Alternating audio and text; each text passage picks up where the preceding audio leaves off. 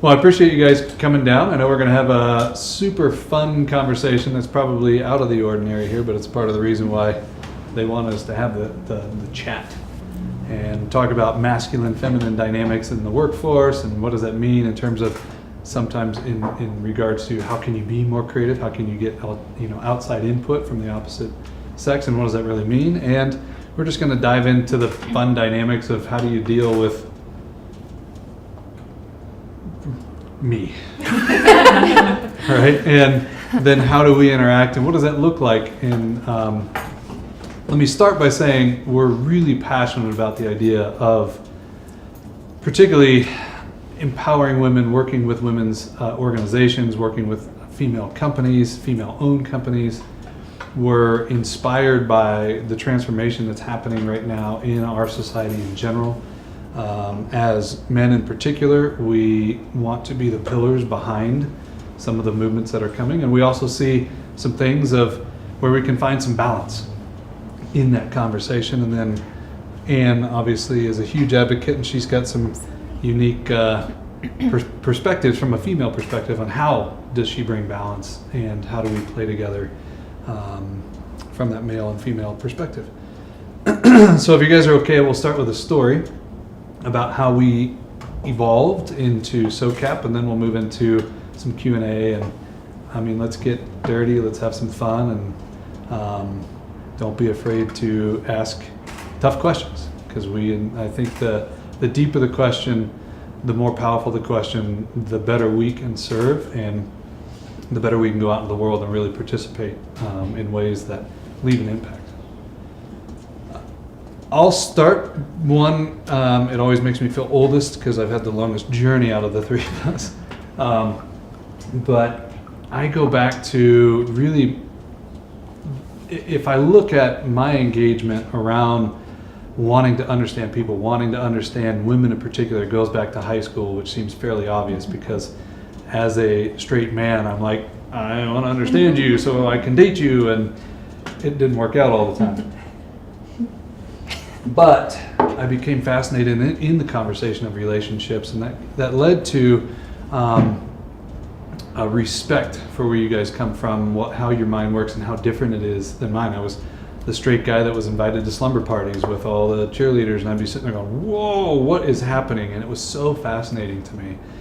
And I didn't know what that meant at the time, because meanwhile, throughout my high school journey, unfortunately, my dad took his life, which then led to my mom being a single mom. And I now have so much respect for what that meant. And I've got a huge passion, a huge heart for single moms. And as you can imagine, going through something like that at 13 years old, I started to reject the typical system. The grades mattered less to me, people mattered more to me. And it only furthered my desire to go and work in the space of the human dynamic. I really wanted to go, I thought in the beginning, because I felt like I was being forced into college, which isn't a direction I really wanted to choose, but I felt like because everybody wanted me to go do that, I chose psychology. And my second year in psychology, my professor was saying to me, you probably should use that creativity and that crazy visionary mind of yours and get out of my classroom because you're very distracting and go do something, start a business, whatever it may be. They are shaking their head yes, because it is distracting sometimes. And so I did. I dropped out 2 days later and started a personal training business. I was really involved in fitness. Some of it tied back to my dad's experience because he was bipolar. So I really wanted to learn how to prevent myself from going down the same path, which led to working in the nutrition field, which then led to working in wellness companies. And I was in leadership development, sales training, and I traveled the nation almost 22 days a month for several years, working from Florida to Alaska, Canada to Mexico.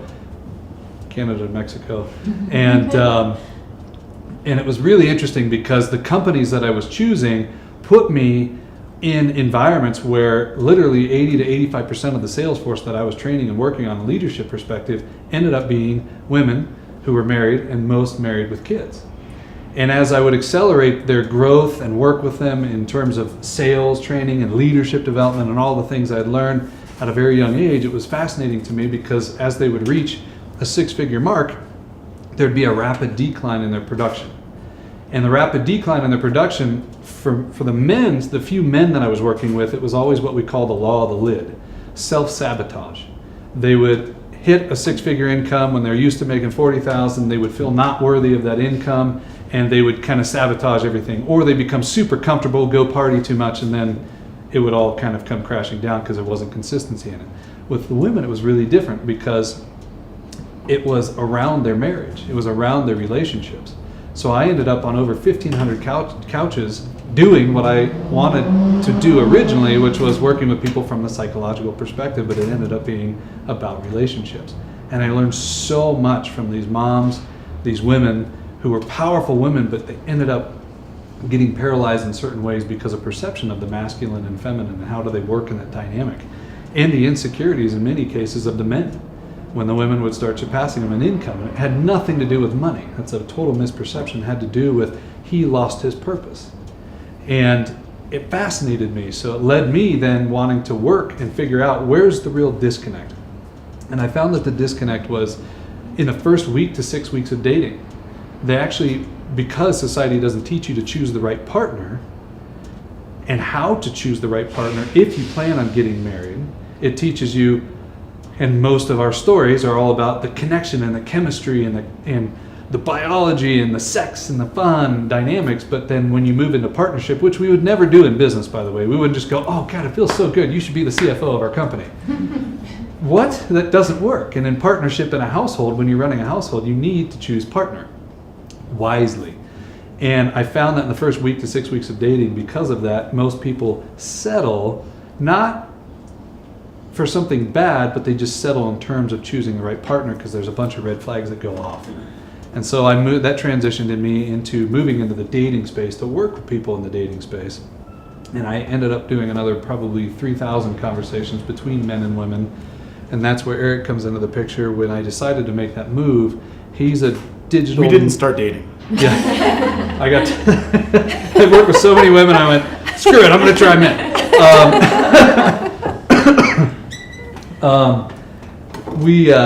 We crossed paths because he is the marketing mind, he's the creative mind that understands and studied the digital arts and SEO and all that other fun stuff. And I thought, well, if anybody could blow me up around the world, he could, and he did.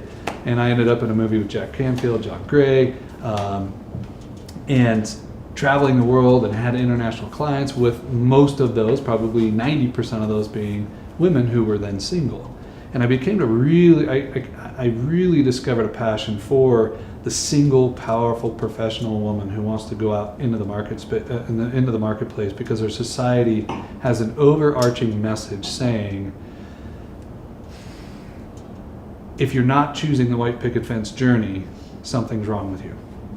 The 2.5 kids married journey. And we found that millennials in particular, and Gen X's, and even baby boomers who are now getting divorced, and they're actually looking at your lifestyle and going, oh my God, that looks great. Like choosing quality of life, choosing work-life balance, that all sounds awesome. I want to go see the world. And it was really interesting discovering that, which then led to the birth of SoCap, which then I'll hand it off to Eric, and he can share a little bit more about his background and then why we brought Ann into the picture. I'm not going to start with my 13-year-old version because that was 4 years ago. But Just kidding. No, it was a little more than that. But yes, ended up creating my own marketing firm. He became a client. What I think is pertinent to this conversation in particular, and what we found as we were aiming at women, is this commonality and this underlying theme of what birthed SoCap, and we call it SoCap social capital, which is how do you elevate your reputation, just like on Amazon, eBay, whenever you're buying from someone. The more stars and the higher reputation or clout you have, the easier it is to charge more, to have the buy it now syndrome, to not even check reviews. You just take, if all these other people like it, so should I. And that is social capital. There's a value to being able to be popular, if you will. And so we looked at how do we do that and change the conversation in business away from a transactional monetary one to a relationship-based conversation between consumer and brand, between employee and employer, and especially in this overlooked, often undermined demographic of women. And we said, stop pushing them to the side. In 2014, there were 124 million singles. We haven't seen stats beyond that, but 4 years ago, singles surpassed their married counterparts. And we said everyone in advertising is still speaking this language that diminishes, puts them in a box, says the white picket fence is the only way to achieve success. And if you do anything less than that, you are not equal. Whether it be when you go home back at Thanksgiving or Christmas and they say, oh, honey, like, where is he this year? Like, oh, one day you're going to find him. Like, it's okay. And we found time and time again that these women are killing it in their careers. They're surpassing men often in pay, in independence, in what they're doing. Yet they would feel that there was a missing void, and it was often tied to him, which was deemed by society as what they need to fulfill. And that evolved into the workplace. And we said, we need to shift and change the messaging. What we've learned in this marketplace is there's immense value, and yet they're kind of being put off in the corner. Yet they've got 80% of buying power. Women are changing and influencing lifestyle, business decisions. Yet as businesses, we're not spending any marketing dollars aiming at the single professional woman and empowering, inspiring, and fostering that as a vital, but one of those three, viable, Good. Yes, Great. market to be able to speak to. We're gonna kind of just like, oh yeah, one day they'll be married and we can reach them.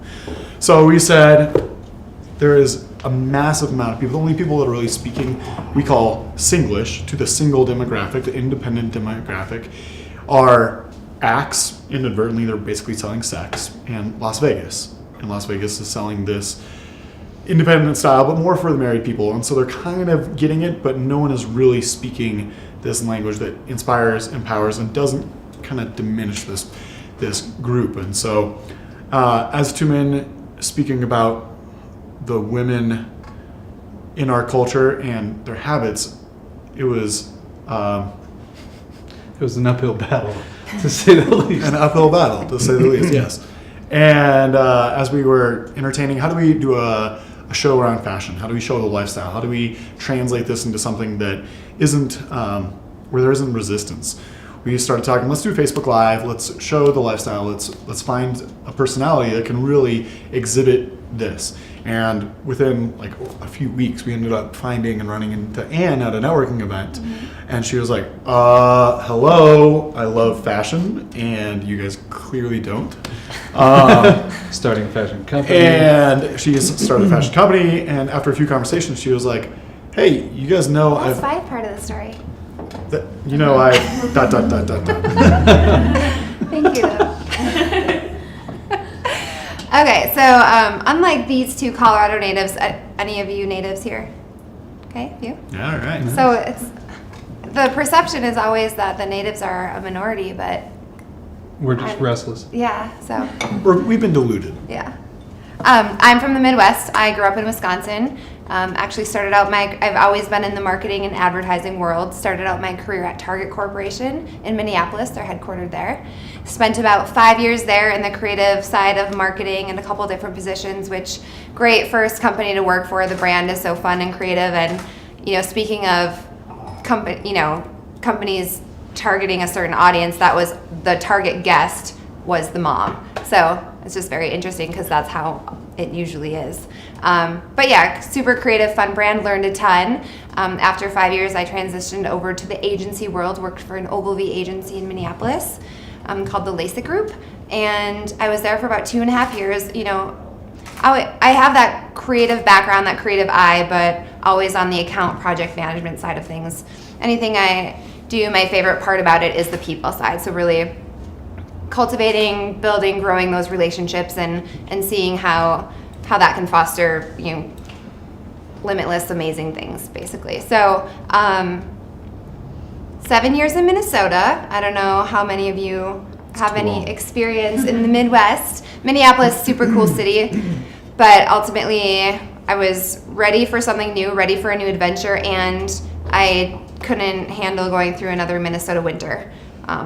I was ready for climate change and just like ready to check out something new. I knew there was so much more outside of the Midwest. Time to move on with the idea, you can always go back. So I made the trek out to Denver in 2014. It's been almost 4 years since I've been out here without a job. I was like, all right, well, I tried to get one, of course, but it's hard when you're not living in the city I had a million phone interviews. I flew out once, but ultimately it was like, okay, my lease is up at the end of August. That's my move date no matter what. So I also believe that if you're a good person and you work hard, everything always works out. So with that mentality, me and my dad moved me out here Labor Day weekend. I remember it very clearly. And within 2 weeks, I had a job at a small agency called Pilgrim Advertising in Rhino.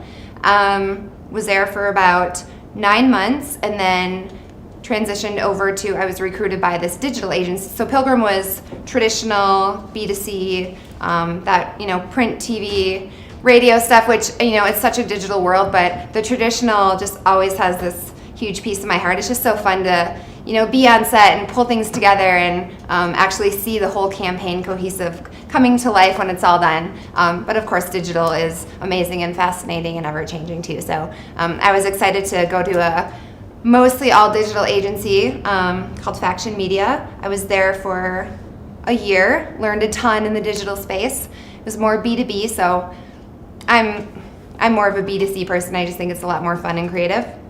But you can make anything creative. Like, it's essentially always the same process in terms of branding and design and campaign and everything. So really cool to see the teams come up with what they did.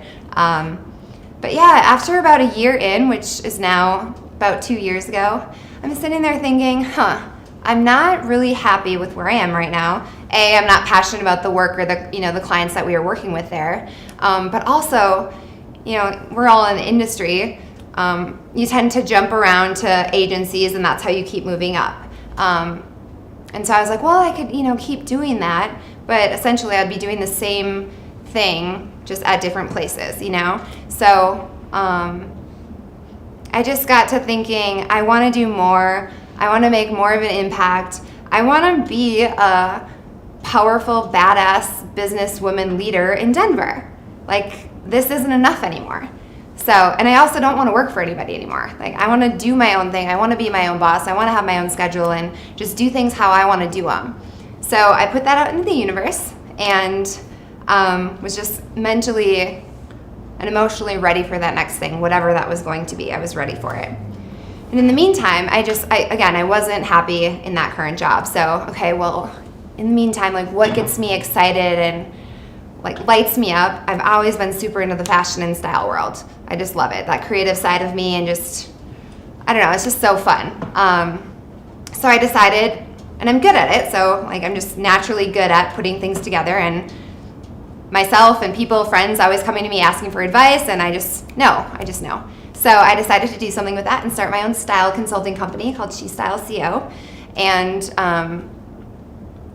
started, because of my background in marketing and a little bit of design, I was able to, design my own logo, do all my own content, own website. So it was like my fun side project. I wasn't going to quit my job yet for it, but it was my fun thing that kept me excited while I was ready for that next thing to happen, which is when last January, so January 2017, is when I was out and about, ready to go spread the word about She Style CO and ready to get my first clients and everything. And then, I was connected with Devin and Eric, and they had told me about the Facebook Live show, the lifestyle concept that they were working towards, and I was like, heck yeah, sign me up. Like, fashion style, what better way to get my name out there than to do that, And so I went and met with them and learned, of course, about SoCap. It wasn't, I was expecting to just talk about this lifestyle show, but ended up learning about what they were doing with SoCap and the vision and the values. They just described all of that to you, and I was very intrigued. So anyway, we set up another meeting a week later. Both sides were going to think about some different ideas for how to move forward with the show. And then in the meantime, I'm thinking, This is the ... part. You're like at the Quentin Tarantino. What? I wonder. So I showed up to the next meeting. I was like, you guys, I'm totally on board with this Facebook Live show. Sign me up. Let's start thinking about that. But by the way, I've got 10 years of experience in marketing and advertising. I love what you guys are doing. how are you looking to grow your team? Because I want to be a part of it. So I was thinking, I was like, this could be the thing. This could be that next thing. And they were like, oh, we had no, because I had never talked about my career in marketing before. It was just all about the fashion stuff. And they're like, oh, okay. So then their wheels started spinning, conversations continued. And, you know, as you heard with that, just really the focus and the messaging and all the background and experience around women, they were looking for that third partner, female partner, to come on board and really complete that triad to move forward with the company. So I ended up being that, I will say, perfect puzzle piece. Mostly Eric and I needed a boss, and she was the best boss we could find. Thank you. And yeah, they've always been entrepreneurs, as you heard. So bringing my experience from the corporate world, agency world, to really like, how is an agency actually supposed to be run? I brought all that experience to the table too. So it really, I mean, it's been a match made in heaven, I would say. Yeah. And what's been awesome is, you know, there's a difference between skill set and what you learn to do and what you're called to do. And she's been called to be a leader for a long time. She finally started paying attention to it, right? She took the risk to come out here. She started paying attention to that calling. It was an itch that started really getting to her. And what's been super amazing is, while she's got the skill set that assists in the space, we're more impressed with her ability to go out and lead. More importantly, to go out and connect with people and bond with people and be a part of biz dev and areas that she's never played in, but it comes so naturally for her, and it's changed everything. I mean, it was one thing not anybody can be a project manager, right? And not anybody can have the creative mind that she has. But when you put that in full force, to be able to put her out there and lead the way she knows she can, it's been incredible. It's been a lot of fun. Yeah. I finally feel like I'm in a spot where I'm supposed to be, you know, and everything that led up to here was with purpose, and it was all amazing experience. And like Devin said, finally I just let that leadership stuff come out, and now I'm sitting here with these guys, so in front of all of you. So it's interesting, leading up to this, we've had a unique series of meetings and events that have led up to this Wine and Design Women, Male, Masculine, Feminine Balance. Do you share a little bit of insight as to, as the president, as the owner, what have you found in the last even like week or two in leading these initiatives? How has that translated in that balance and the like for? Yeah, I think in terms of having, I mean, there's a lot of different ways that you could look at that, but even I would say most of the time it's myself and these guys. So it's the two of them, one of me, which is great. I love being around guys. Women are great too, but if you think, I don't want to spend 6 days a week in a room full of women. Like, no, never. So that simplifies things, but it's also interesting, the communication that happens, the communication styles, and men are so different. They need to hear things so much differently for it to register than, say, me talking to one of you. For instance, it's just funny things like, even just earlier today, you know, we were kind of cleaning up the space for tonight and everything, and the cleaning part has to happen because she's here in the first place, because we know we have, right? Yeah. This whole event going on. Doesn't really register in her head. So there's a pile of stuff, like magazines and papers and pens and cards up on the counter, and I'm sitting there, and, you know, we're all just kind of doing our thing, and like, so whose pile of stuff is this sitting here?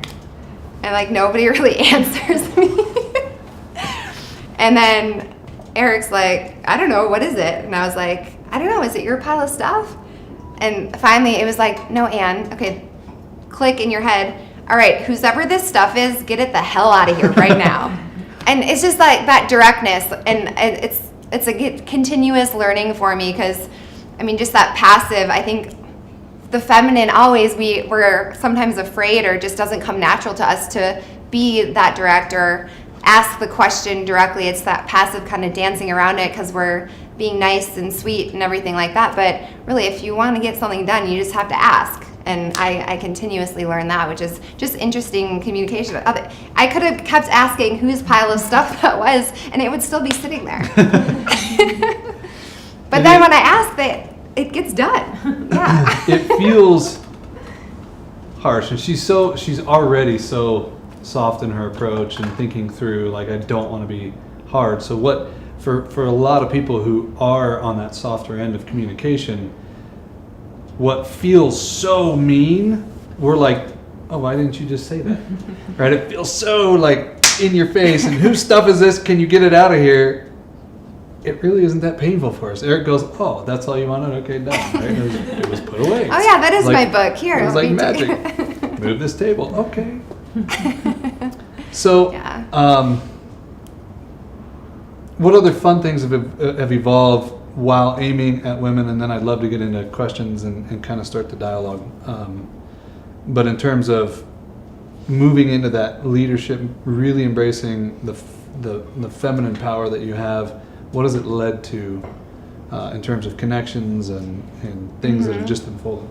Yeah, just being out in the world, and when I say world, out in Denver, and assuming that position of, yes, this is my company and these are my partners, and I'm going to, women chamber events, or I don't know if any of you have heard of Women in Kind, WINK.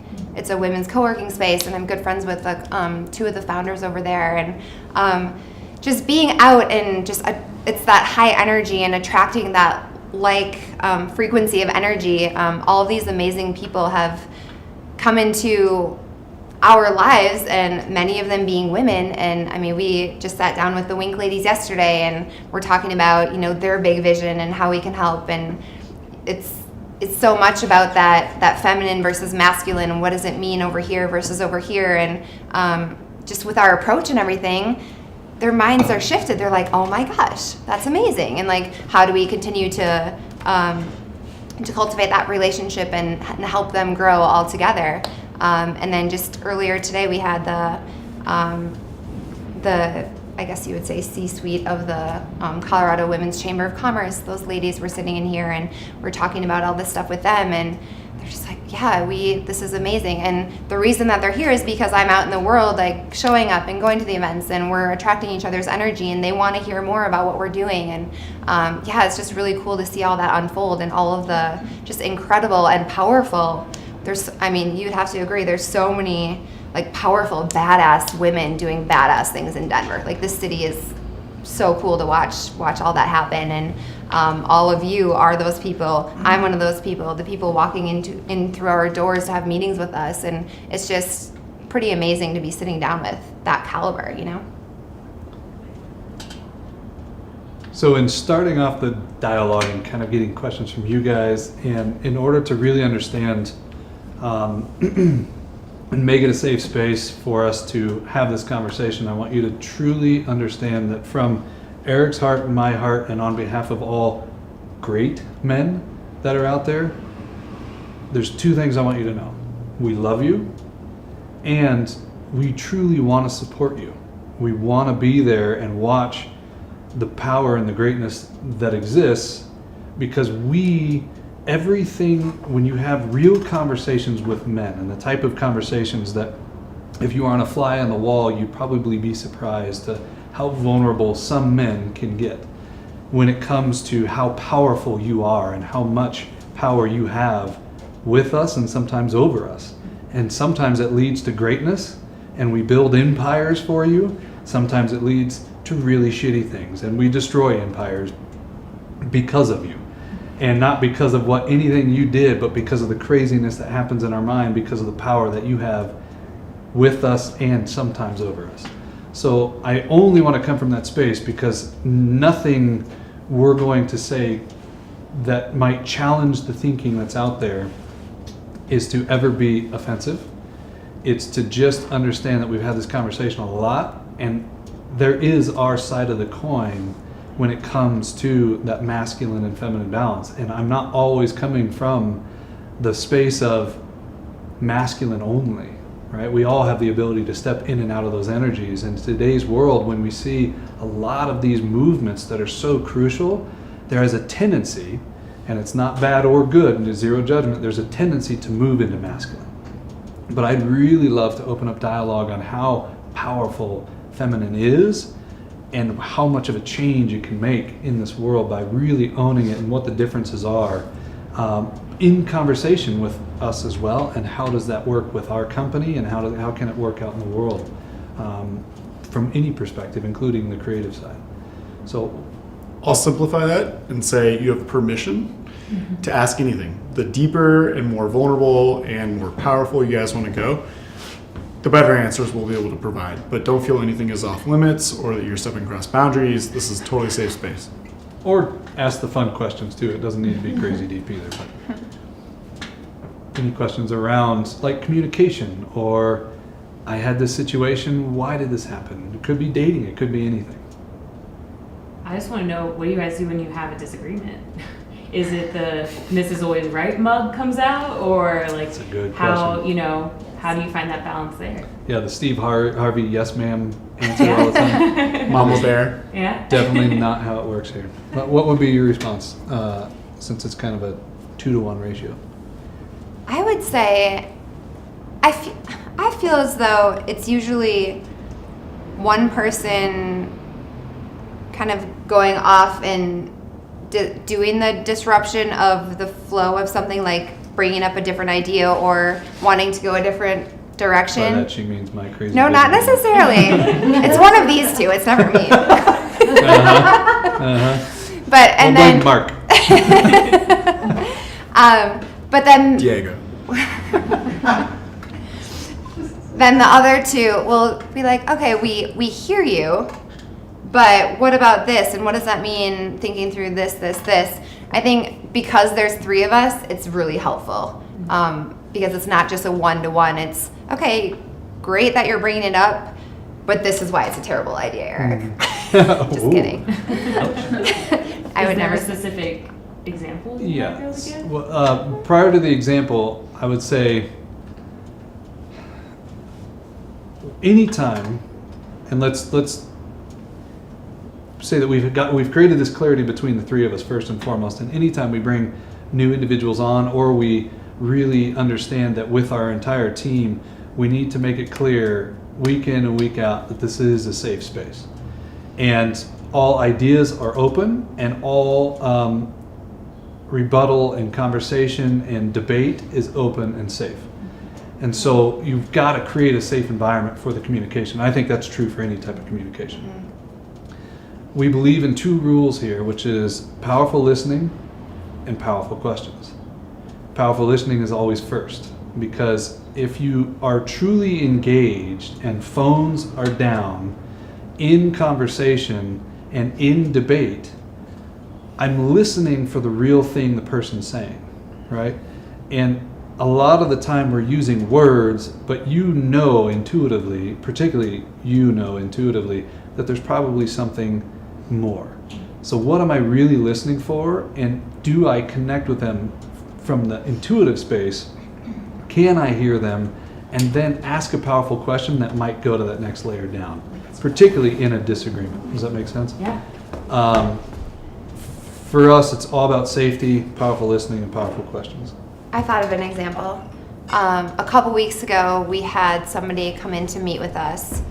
It was a man, and we went through probably about an hour conversation, and he's a very strong personality, very masculine, and just really intense. And you're all sitting up there, and I Old school. I was very, Ron. yep. I was.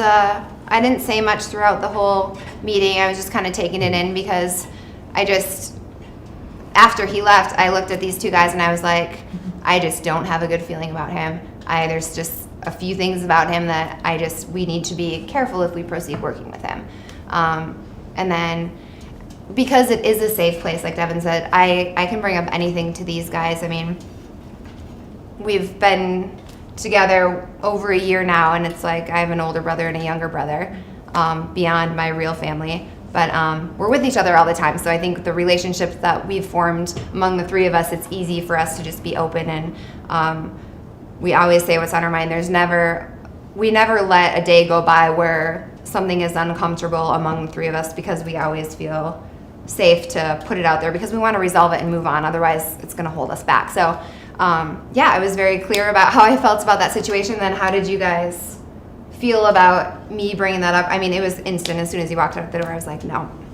And I think, too, that's important, too, because women's intuition different than a man's and different perspective. And, you guys can talk about, exactly. I think for me, when she brought it up, I mean, fortunately, we might be slower than you as men, but we're not stupid all the time, right? And so it's not like we don't recognize that what he just said Hallelujah. was a little off-putting, right? And you got to be pretty blind in this particular situation. So instead of coming from a space of defensiveness, it was like it's safe to share, listen, and then have an open dialogue of the pros and cons, right? Look at the pros, look at the cons. Is there an advantage to working with this person? And more, or equally as important, I really wanted to encourage her to say the thing to him. And it's not comfortable, but most people don't intend on being offensive. They just say shit for the sake of saying shit because it's what they're used to, right? This is a car guy. This is a guy that deals with good old boys, and they're talking about engines and all kinds of stuff. And he's around women, but he's also got a wife. He's got, like, you can tell he's got a heart. He didn't mean to do it. So he kind of needs to be called out for that, right? And there's a right way and wrong way of doing that. And again, it's pausing, and as much as possible, if you've got a trigger around something, taking a deep breath, detaching from the emotion and looking at it from a 30,000 foot view, and maybe even saying to yourself, he probably didn't intend on that happening, and presenting it from that space. Listen, I know you probably didn't say this, but for me personally, that was really offensive, and say what that thing was specifically. Because I know you didn't mean that, I don't know that I'm looking for an apology, or maybe I am looking for an apology, it doesn't really matter. But let's not continue that type of dialogue while I'm around, and to be honest, I don't know why it's necessary at all, right? And I've in dating, I would do this. I would sit across from somebody, and I'm blunt, I'm honest, I'm direct, and I think we avoid that conversation too much because we're too afraid of being real with people. And I think it's totally a disservice in today's world, especially between us, because it's taken 40 years for me to even remotely come close to understanding what's happening in that beautiful mind. And we're much simpler, and we may not seem that way, but we are. Give me a box, tell me what to do in that box, I'll do it. Give me 30 seconds to move from that box to this box. And it's in that 30 seconds that a lot of trouble can happen because you need some patience while we're switching from box to box. It's pretty simple. What other questions do you guys anything to have? add? Just to piggyback off of that question, I have found in business, I've been in meetings before with men, and I feel like sometimes I become invisible in the room, and like men will just talk to each other, and sometimes I find that women need to like outperform or overperform to be like, I'm here and I'm valuable in this room, and like I can add. Have you ever felt that way, and kind of how do you deal with that? And Yeah, I think, and we've had conversations about this before, because a lot of the time, whether by choice or if I'm being overpowered by the other people in the room, I sit there, I'm taking it all in. That's a lot of the time my style in meetings. And these guys are always like, hey, like, make me stop talking. We want you to, have the floor, like, you take over and everything. And I'm like, no, it's fine. And then the conversation switches to then, well, then your style is completely awesome. You're taking everything in, like you're absorbing, you're thinking. So then when you find your opportunity to say something, make it be so powerful and so heard, because the reason you were sitting there was for that moment. And then the whole room is like, oh, wow, we've had that conversation before. And I think about that going forward too. And of course, it's a decision, I think, from the very beginning about the kind of presence you're going to have at the table, and making that known from the beginning of the meeting, because if it's not, sometimes then it will be overlooked and overpowered. And if that happens, then making sure you do have that moment where you are heard and it is a powerful and engaging statement where just everybody's just kind of like, oh, there she is, you know.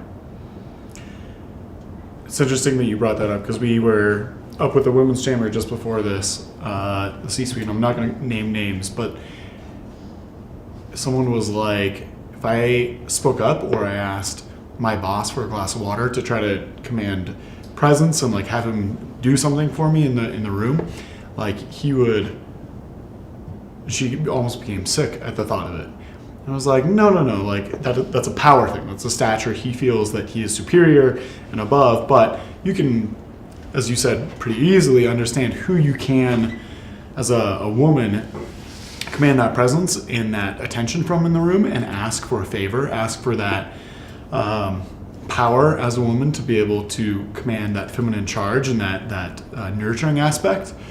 And then pretty easily every other man is going to fall and become attracted to that. They will. So here's what I'm trying to say. Women have, from the beginning, the dawn of time, like you alluded to, empires being created and ruined. Women have always had the power. And I think this is where, if we look at the trend of where our society is going, is rising, is women have been the reason why men create empires, why they destroy empires, and why they move mountains. And so as women are taking ownership and understanding the value of what they are bringing to the space more and more and owning that in a feminine way, that's so much more valuable than showing up in a masculine way. And I think just like you guys would recognize, if there's a man that shows up in a feminine nature and he starts getting all worked up about scuffs on his shoes, it's super unattractive. And there's some clout or value that you lose a little bit of, like, this guy in my mind. Whereas vice versa, guys, when women show up in a super nurturing feminine way, it's so much more powerful, especially in a boardroom, than showing up in the masculine way. And you can do that by asking for a glass of water or for a pen, or if you drop something on the floor, you need help with that thing on the top of the shelf at King Soopers. Asking the linebacker to be able to pick that up for you or to get that for you, and he does it, like that's power. And so to be able to own that and to be able to do that in the simple form of a question or in a boardroom and around those that feel that they have power is something where the tables can be turned in a way that's not manipulative, but in your favor, because you've always had it. And they will do that regardless of how, at the time, powerful you feel, because women have always had that power over men. Let me clarify some things. It may not feel that way simply because of brawn. Mm-hmm. Brawn is not necessarily masculinity, and that is what most men throughout the aeons have used as a way to control.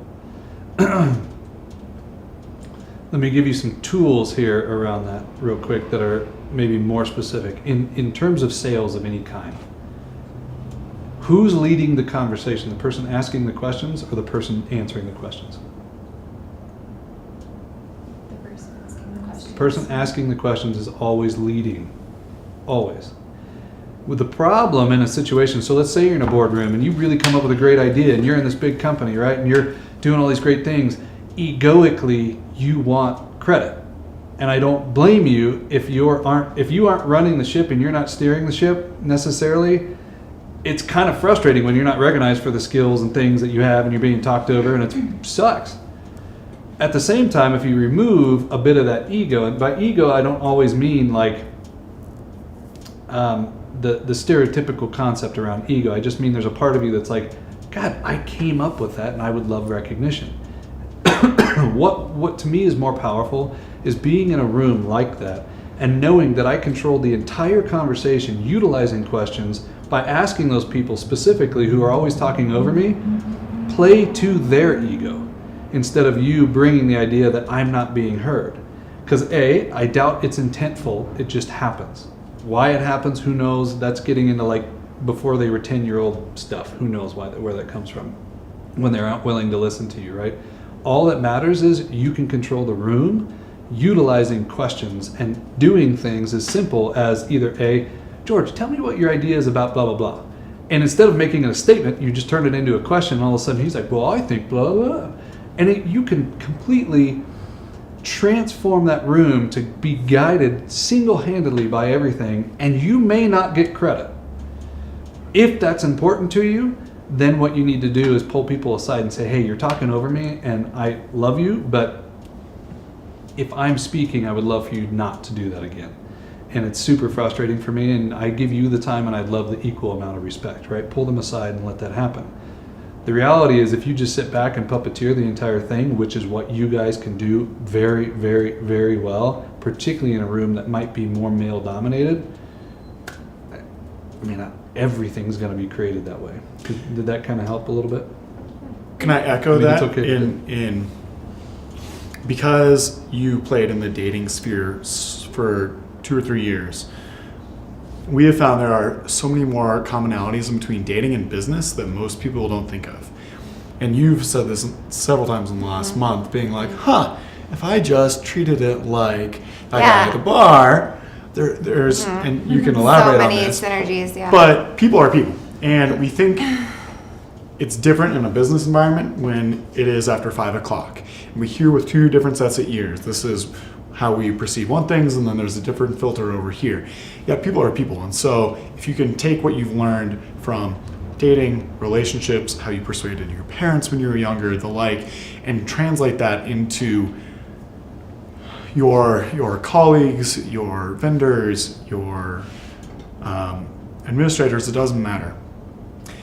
You will be that much more efficient because we somehow, as soon as the dollar sign gets attached to it and it's our career and our reputation and the like, we start contriving things in our mind and telling ourselves stories that don't exist. But if we played what we know about people and dating in the same fashion as we do business, it changes everything. And I'll let you share just a few things that you've seen like over the last few months.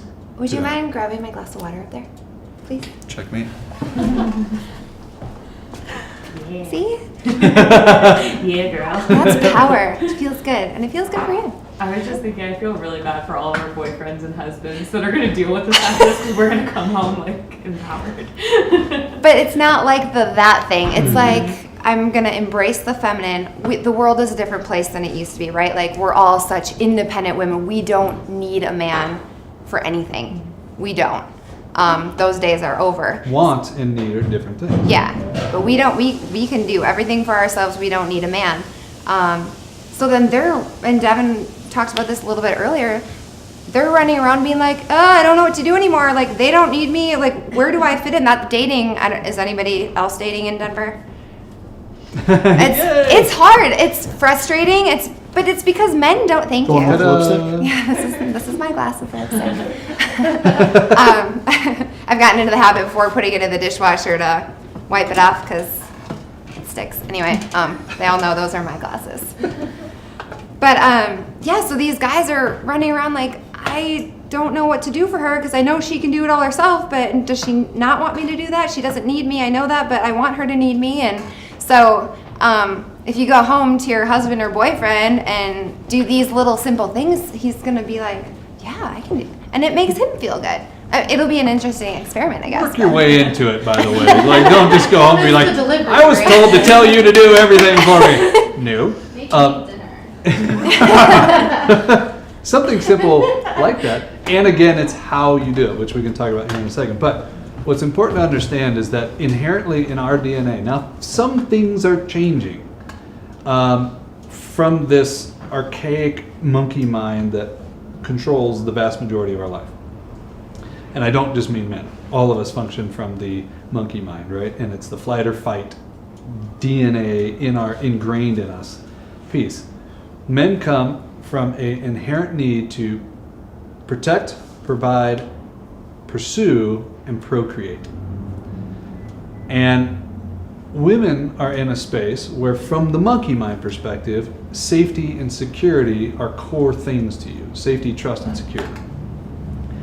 the balance between those two things is interesting, because if we can go back to like tribal-ish type times, the security of the masculine using brawn and having the desire to protect the tribe allowed for women to do literally all the other things. The taking care of the kids, taking care of the elders, the sex, the blah, blah, blah, you name it. That was just what happened, right? And you guys were fluid and moving within the tribe, and men were like, ugh. And then we're like, okay, plan for the next thing we're going to do. And we did. And occasionally we would hunt, maybe, I don't know, in our time frame, it's like every couple weeks. It wasn't like daily that we were out doing our thing. And very rarely, if we think about this, we very rarely ever had to truly protect back then. Because the Denver tribe had no idea that the fucking Florida tribe existed. It's not like we had Facebook, right? They didn't know that tribe existed. So how are they encountering each other? Well, they're coming. They just checked into Topeka. They're at the barbecue joint. They'll be here in like 2 weeks. So they would prepare for this warrior mode, and they would do warrior things, but very rarely did they actually encounter each other, maybe once in a lifetime. Remember that we lived to 20-something, right? It's not like we lived 80 years on the planet. Point being, all of this really controls decision making. And for most men and most women, those are things that you're seeking. When you peel back the onion layer, like I had to figure out what was happening, those were the core things that were decision making, core fundamentals. And when you don't actually need us today to protect you, to provide for you, you want us to pursue you, but it's definitely not a need. And you don't really need us anymore even to procreate. We're kind of running around going, what the hell do we do? Like, and we're searching for things, and it's really creating this weird dynamic. And we show up really weird. Now, to be fair, on the men's side of things, every one of you have a different version of what you want to see in the protect, provide, pursue, all that fun stuff. So here's an example. I would go out on a date with you. This is all hypothetical, by the way. But I'd go out on a date with you, and you're like, yeah, I totally want you to pick me up, open the doors, pull out the chair, pay for the thing. It was great. And I'm like, oh, yeah. And then I'd go on a date with you the next day, because this is the day of like swiping date, right? So like now, and no offense to you, but here I am on another date, and you're like, definitely don't pick me up. Open the door, don't pull out the chair, that's freaking weird, and I'll pay half. And then you're like, don't pick me up, don't open the door, do anything, I'll take the check. And you're like, right? And I'm like, holy shit, what's right? There's no more norms. Yeah, there's no more laws, which is fine, but there's confusion in that, and there's a lack of sense of belonging. There's a lack of connection there. And I think this is where we love the conversation, and why this triad works so well is, how do we play with this? How do we work together? We are moving, as Eric alluded to, and this comes from spiritual leaders we've worked with, and I've worked with, and people that are kind of forecasting the shift that's happening. If I put it in terms of our Native American friend who looks at and studies what has been forecasted from what was known as the white buffalo woman. She said that when the white buffalo woman returns, the age of the daughter will begin. We are in a transition right now, which is why we see so much clash. We see the old school masculine battling up against the feminine rising, right?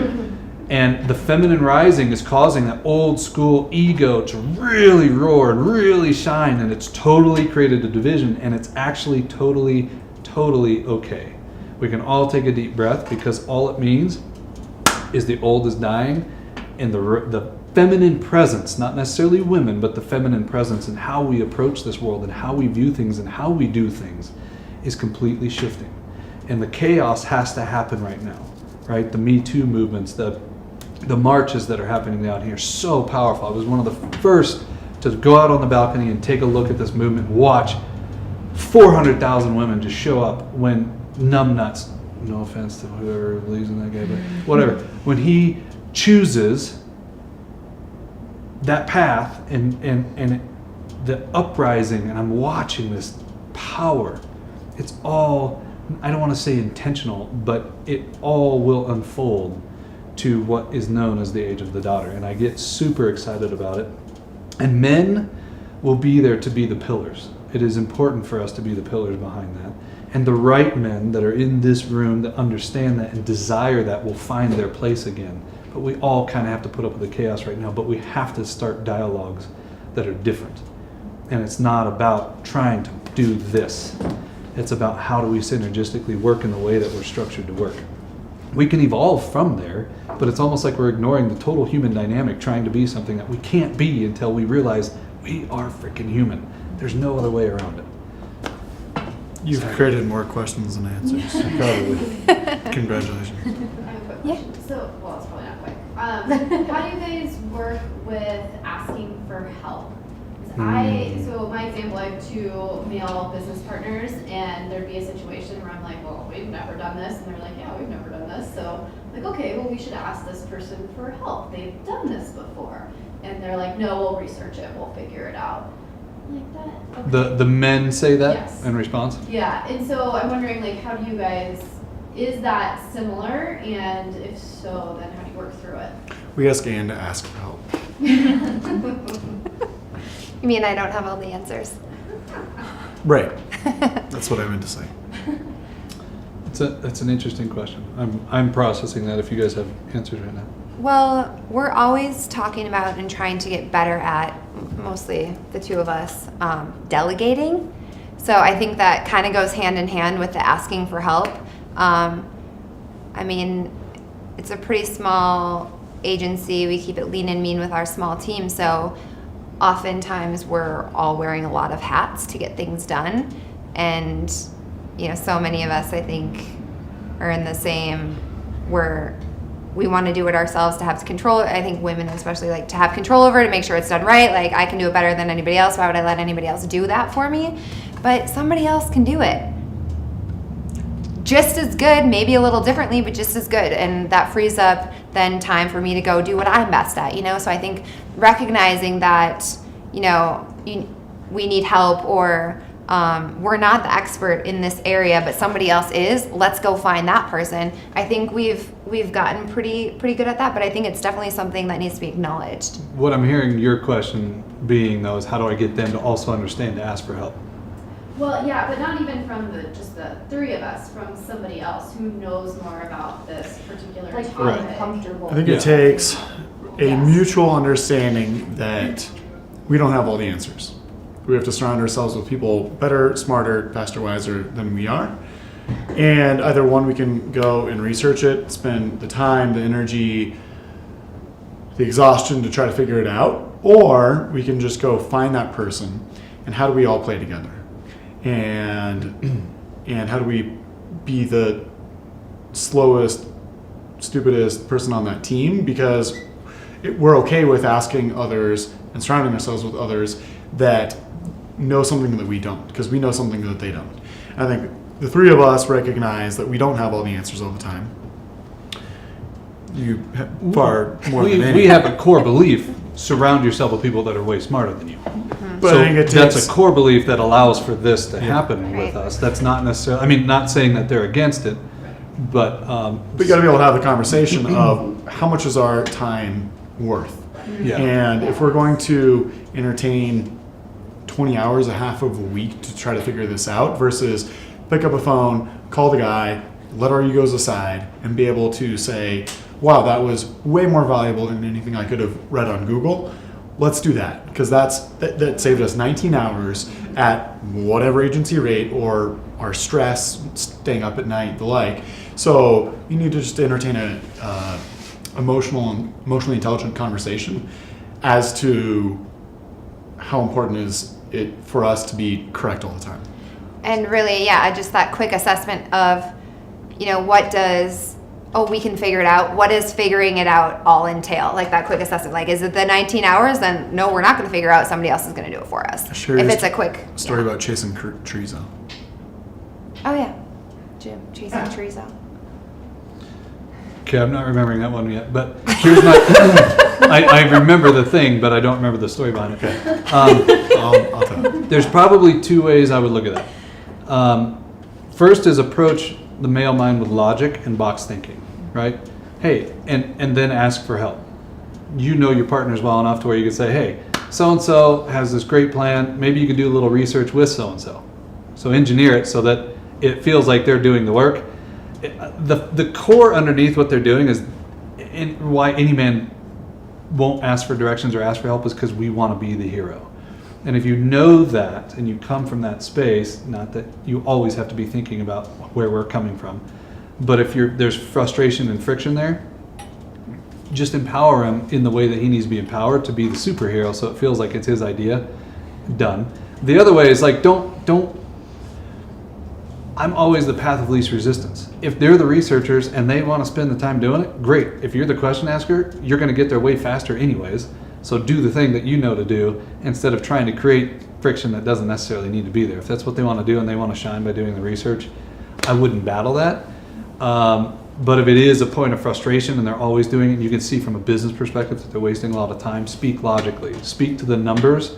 Show them how much faster this route is than this, and then empower them to be the hero to go do it. You can tell the story about chasing chorizo. So we're up at our company retreat up in Fort Collins at one of our clients' lake house. And Jim, who is our director of public relations, it's his time to shine. He's responsible for making breakfast. He wants to be able to like make this awesome omelet and be able to show off. And so we've got a whole morning packed with education and group activities, and then we're going to go out on the boat. We had a very timed out agenda for each of the days we were up there. I forgot the chorizo when we Yeah, were we got chorizo. And we're maybe 30 minutes from town because we're on the other side of the lake. house, So he's got to go into town, buy the chorizo, come back. So all said and told, maybe took him an hour, 15, hour and a half.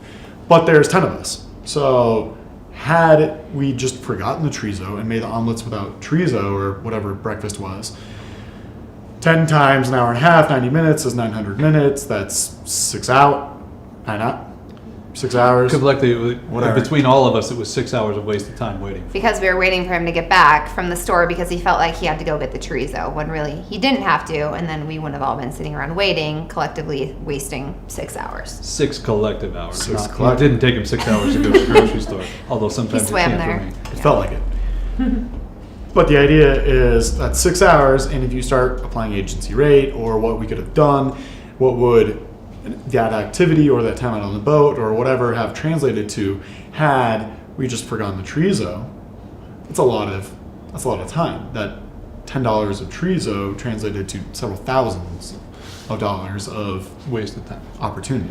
And what's interesting about that is because he wanted to shine, the reason why he went to go get the chorizo is because he wanted to be the hero, right? He's like, I'm going to make the best damn omelet ever, which is fantastic, but he could have made the best damn omelet ever just minus chorizo. And we would have had those 6 hours back.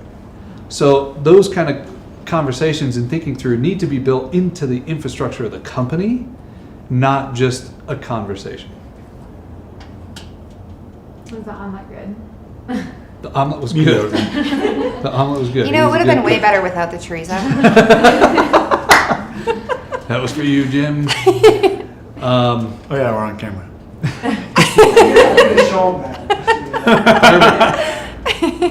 For you guys, in terms of yourselves as a brand and as a company, because I love all three of you. I put you in my back pocket and take you everywhere. But like, obviously, not everyone Did has you the just call me opportunity. short? I have very big pockets. Cargos. Not to be confused with deep pockets. Cargo short style, you know. No, but like obviously not everyone has the opportunity to meet you guys and talk to you. So through your brand and your company with your marketing, how do you depict this to your audience? You know, like this equality and this like welcoming feel. Has there been anything you've practiced? Again, I'm coming from brand development, so that's where my head's at. But has there been anything in terms of your language or an ad you've done that has just worked really well? Or Patience. yeah. Because we've got to move while society is getting to this point, and timing has evolved. So, like as an example, right? He was referencing the fact that it was the CEO of Kristen that you're talking about. He had met her a long time ago, in the early stages of SoCap when these concepts were coming up. Had we forced the situation at the time with the right ad, the right brand, the right whatever, it probably would have been a total disconnect with her now that she's running this entire amazing chamber, right? So a part of it is patience, trusting that the conversation's going to elude and we can steer the direction of it and having patience doing it. In terms of article writing and so on and so forth. We do push the envelope in certain articles and blogs and content that our PR guy puts out into the world to start the dialogue, to be standing out a little bit. I also look at it and I think for a lot of the conversation, particularly in things like speaking Singlish, right, that's not a thing out there. So if we write the article that's specifically saying, and we branded our entire company around speaking Singlish, it's not what is going to resonate with them. So we kind of have to look at it from a sneakier approach. What's the real problem in today's society, and what is it that we could do to support them, and then bring on the back end the speaking Singlish side. So what we realized is that they're struggling in reaching millennials. There's a big conversation in how do we retain millennials. And so we had to do a lot of research to see what the pain points were. We do the thing that's creating the buzz, but then we sneak in during that buzz and we smack them over the head and we go, listen, it's about living an independent lifestyle. Whether the millennials are married or single, it doesn't matter. They are looking at life from a total lifestyle perspective, and it's very independent. Even if they're married, it's very independent. It's not like it was. And we can start that dialogue, but there's no way had we started with the brand saying speaking Singlish or what's another one that we threw out there? Human capital integration. Yeah, human capital integration or social capital integration. If we start with something that nobody knows, it doesn't register and we're fighting an uphill battle. We can become thought leaders by branding around the thing that's already a buzz, and then we're throwing in our 2 cents to move people up that ladder quicker. Sometimes there's an advantage to just putting it out there, right? We wrote an article around Valentine's Day, and it was kind of like, you know what, in today's world, we looked at some of the data and some of the numbers. What, you remember what they were, Mark? The spend on Valentine's Day? It was like 160 Yeah, bucks. average between 160 and 180 per person, and that's not Spent. gender specific, it was either side, that was the average that was spent. Per person. The market was spending like $20 billion across the U.S. for Valentine's Day. The market And we overall said- was 2 billion, so. To market on for a single day was $2 billion. Yeah, we said you're spending 60% of it incorrectly. Because You're not speaking to- 124 million people are single, right? And they're running around going, I hate this day. So empower them to do something different. So our article is basically suggesting instead of spending $180, take the $10 you would have spent on a card or flowers for someone just to feel like I'm gonna belong on this day that I really hate in the first place, and take the $10 and donate it. And take 2 hours of your time you would have spent on dinner and donate it. And Take again- $20 and spend it on yourself to go Yeah. get your nails done or something. Like treat Yeah. yourself. And the Yeah. total would have been upwards of, I think, what would we come up with, like $1.2 billion in contribution in a single day if we had people participating on that level, and every single person put the $10 towards that instead of a shitty day that nobody likes. Pardon me, that's my feeling about it. But does that make sense? Like Yeah. those kind of conversations and those kind of opportunities and really pushing the envelope there, but we also have to meet people where they're at and work them into this dialogue, bring them to the point where they understand it. Great questions. Very great question. What else? I feel like you have one and you're just sitting in agreement. What do you think the turning point is when it clicks and people get where you're coming from with this English concept? Like when you're having a conversation with someone who's very traditional and might not even have the capacity to comprehend that, right? Like what do you think you say that is really the turning point where it clicks and they start to get it? Or I was curious too, tying that in like with this car dude you were talking about earlier, like where did he come from? Was he a friend? Was he a referral? Was he just a complete new client? And how did he, I guess, match your language? 120 miles an hour crossing the double yellow line in a car with Eric Oh, is where thanks, we met Eric. him. No, I'm sorry. Yeah, thanks, Eric. I was just curious.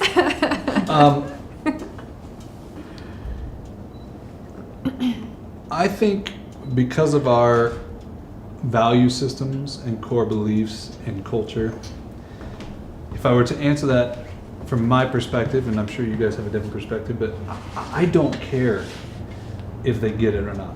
I just know I need to be planting seeds. And if I go around and I plant enough seeds, eventually it's going to grow. And eventually something will remind them of that conversation, as long as it was an impactful conversation that meant something to them. So it goes back to powerful listening and powerful questions. And if I'm engaged in meeting them where they're at and I can drop a seed, I can walk away and know that that seed's going to reap itself later on down the road if it needs to. If not, I'm not going to fight an uphill battle and try and convince that person otherwise.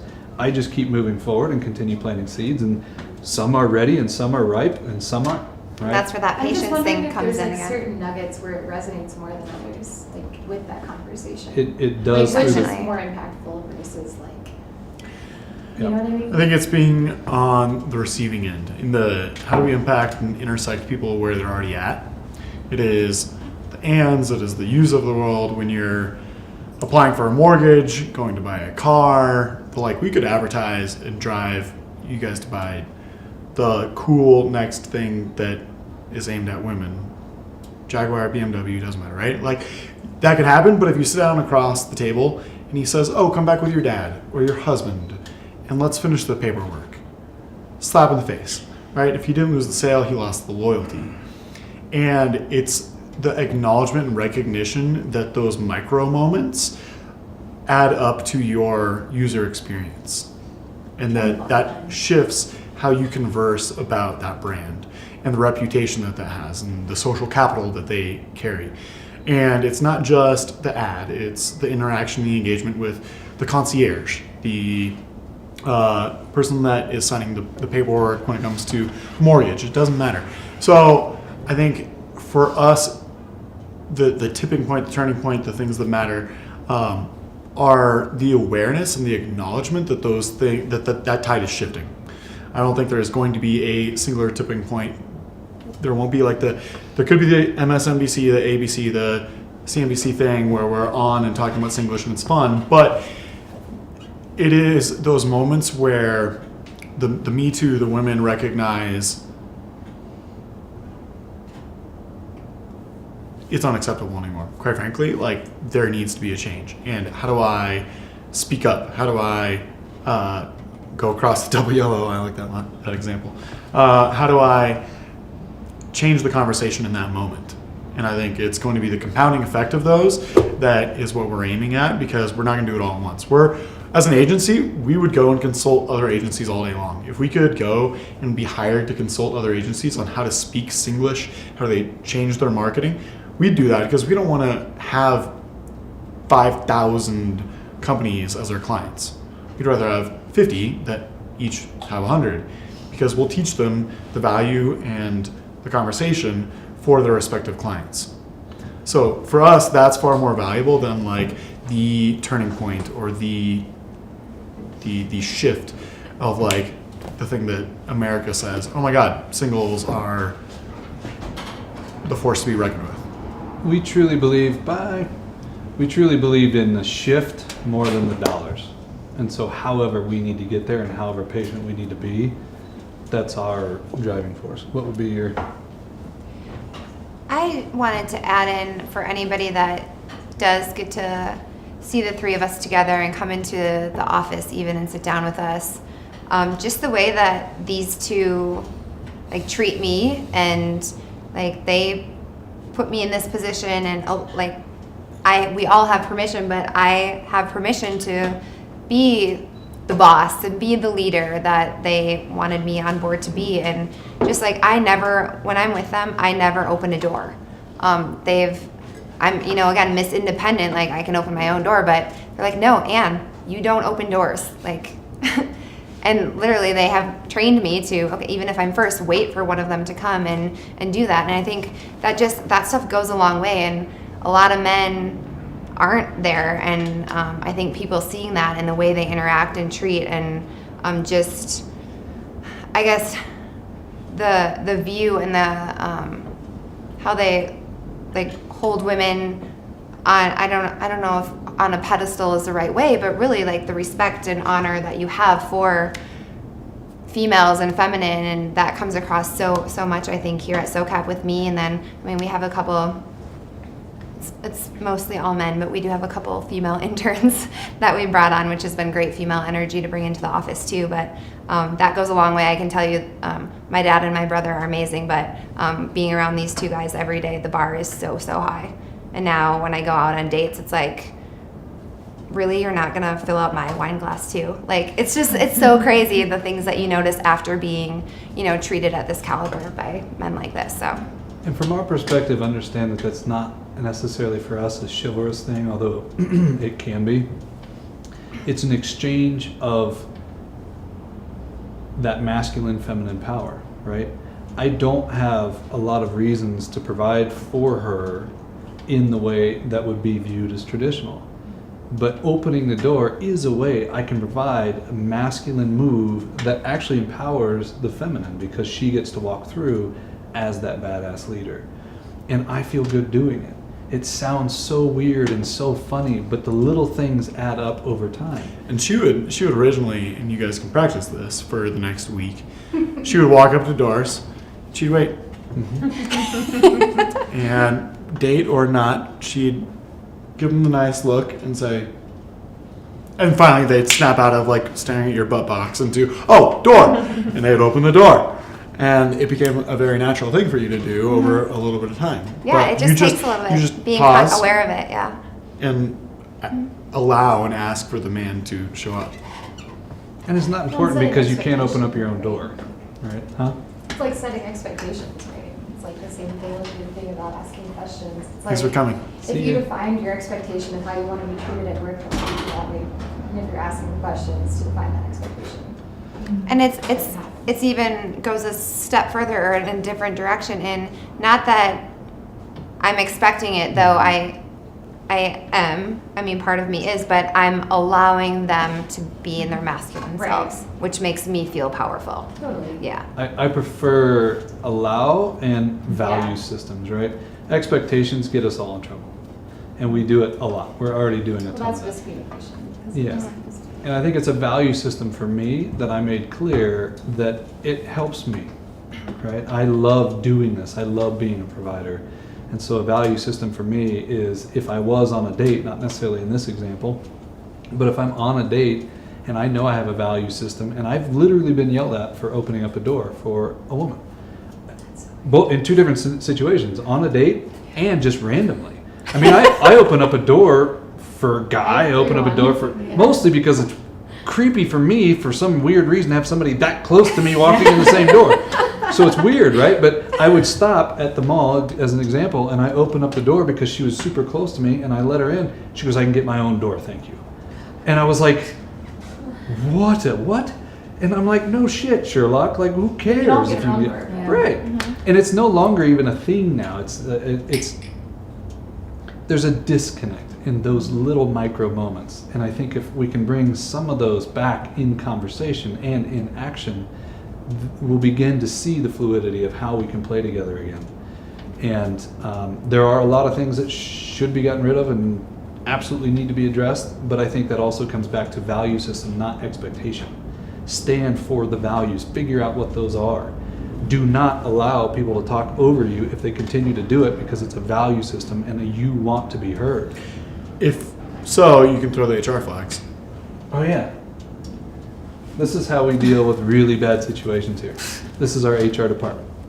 We don't ever have like really We bad never really situations. have to, we never really have to use it. But like, we're free here, right? It's free for us to be goofy men, and we say dumb things sometimes. And if she's offended by it relative to the level of offensiveness, we get put in timeout. And this is a 15 or 10-minute flag, and this is a 15-minute flag, and we go stick our butt over there in a door and stare at the corner for a while, right? Like, it's simple little things. Because again, she knows my HR. intent was not to offend. And if you know that, throw the flag, call me out. And I'm like, damn it, I gotta go sit over there, right?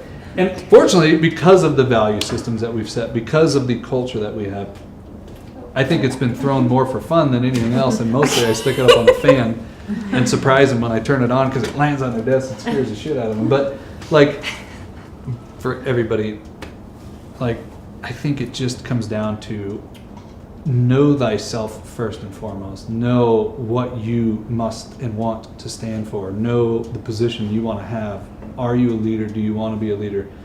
And do you really want to own the truth that is you? Bring that to the space and be open and honest and ask powerful questions and listen powerfully. And you do those things, I think it changes everything. And just understand that we are actually different. I've sat in rooms where people are like, men and women aren't that different. Stop trying to tell us that we are. And I'm like, gah. that statement alone proves that we're different. Like, what?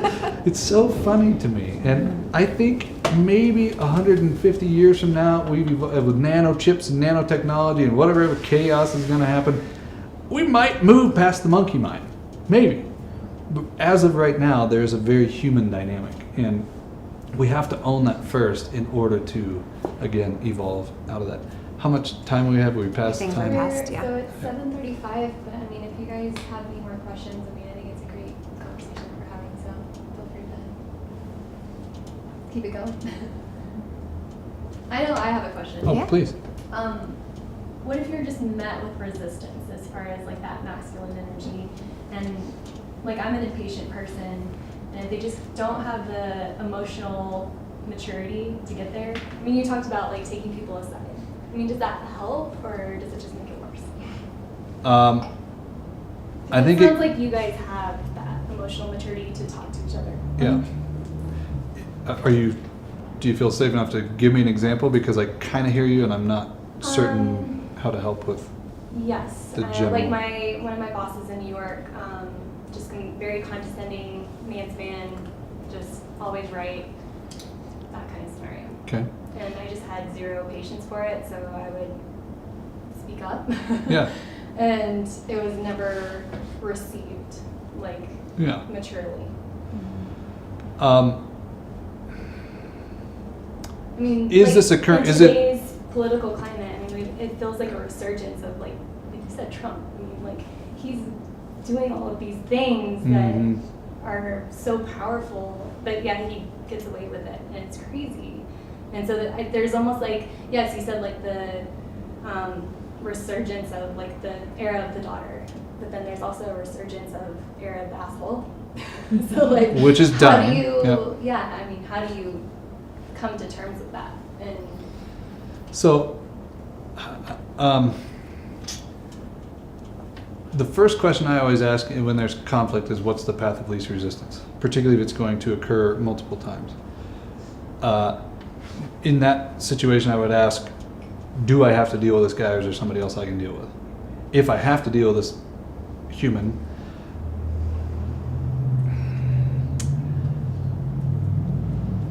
I err on using your strength to guide ego, to guide the conversation, and instead of going head to head, right? You're impatient because he's saying all these dumb things, doing this dumb thing. He's got a big ego wall and everything else. My suggestion is, how can I explain this? Most people build a dam, right? I look at how do you redirect the water. So in other words, go dig a path that allows for me to adjust the way the water is flowing. And what I mean by that is ask questions that feed to his ego. Ask questions that play to the thing. Instead of creating resistance and trying to go toe to toe, there is a power dynamic when you ask questions, particularly if they're powerful questions. And you can guide the conversation through that and get the result that you want by taking the time. If you're frustrated in that moment, just take a time out and stop. Know that you have to readdress whatever that conversation is, and when you go back to him, have the arsenal of taking the statements that you wanted to say before and engineer them in more open-ended conversations or yes or no conversations. The quickest path to do it is ask the question in a way where you get a yes or no, right? Listen, I hear you saying this, and if this was a situation, would you want it to be this way? Yes. Okay, perfect. So here's how I see this happening. I see this unfolding, and I know that you want that, right? Right. It is so simple to just add a small little tagline to a statement that that turns it from an exclamation point into a question mark, and you know what he's already wanting to hear. You know the direction that he already wants to go because he was getting all pissed off and huffy and puffy before. Put him in timeout, come back, ask the questions, and add the little yes, no, and guide his ego instead of fighting against it. Does that make sense at all?